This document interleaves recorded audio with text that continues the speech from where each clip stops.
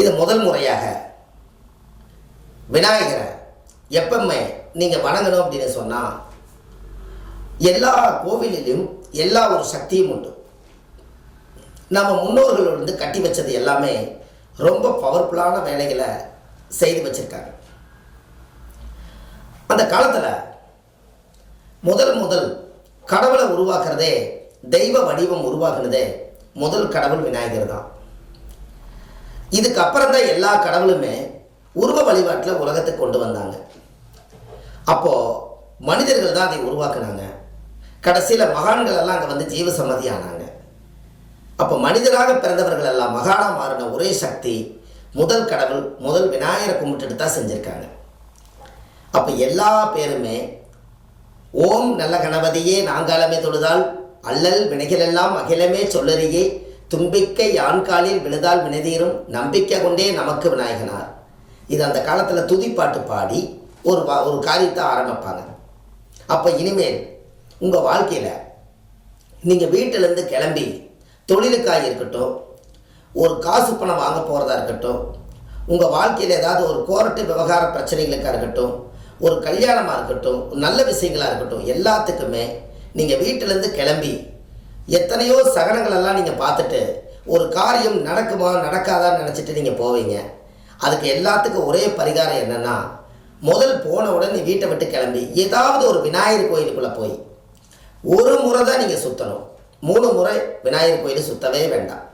ஒரு முறை விநாயகரை சுற்றி வந்து ஒரே ஒரு கற்பூரம் பொருத்தி வச்சு சாமி கும்பிட்டு, நான் இந்த காரியத்துக்கு போகிறேன், நீங்கள் முன்னாடி வந்து ஆசீர்வாதம் செய்யணும்னு சொல்லி மனதார அந்த விநாயகருக்கு வந்து ஒரு கற்பூரம் பொருத்தி வச்சு கையெடுத்து வணங்கிட்டு ஒரு 3 நிமிடமாவது அந்த கோவிலுக்குள்ளே உட்காந்துட்டு வந்தீங்கன்னா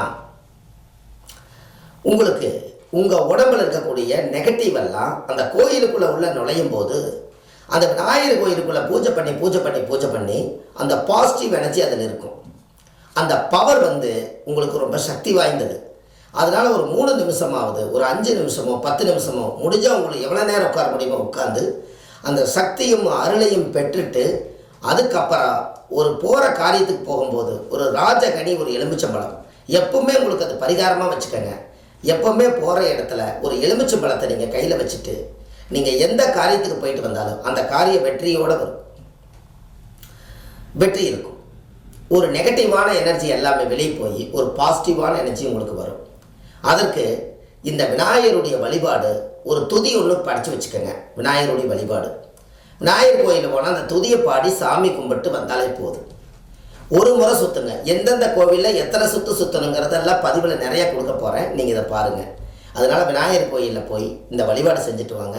உங்களுக்கு வாழ்க்கையில் மிகப்பெரிய ஒரு திருப்பமுனை ஏற்படும். அதனால் முதல் கணபதியிலேருந்து ஆரம்பிப்போம். எல்லாம் சிறப்பாகட்டும். அனைத்தும் இந்த பதிவில் தான்.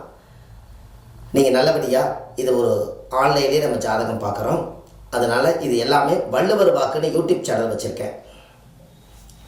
இந்த வள்ளுவர் வாக்குன்னு யூடியூப் சேனல் வச்சுருக்கறனால இந்த வள்ளுவர் வாக்குன்னு யூடியூப்பில் போனீங்கன்னா இந்த மாதிரி பதிவுகள் நிறையா இருக்கும். நீங்கள் இது எல்லாமே பார்த்து ஒரு சிறப்படைஞ்சு பலமுடன் வளமுடன் வாழணும்னு சொல்லி நான் உங்கள்கிட்ட தெரிவித்துக் கொள்கிறேன். இந்த வாழ்க்கையில் இனிமேல் கடவுளை வணங்கிட்டு எந்த காரியத்தையும் செய்துட்டு வாங்க. உங்களுக்கு மிகப்பெரிய ஒரு வெற்றி ஒன்று காத்துட்டு இருக்குது என்று சொல்லி அடுத்த பதிவில் உங்களை சந்திக்கிறேன். நன்றி, வணக்கம்.